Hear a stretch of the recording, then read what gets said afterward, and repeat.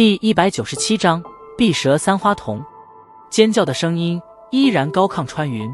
而在这越加响亮的尖叫声中，青灵眼瞳之中的3个绿色小点骤然幽光大盛，3个小点在顷刻之间居然转化成了3个极为细小的绿色花朵。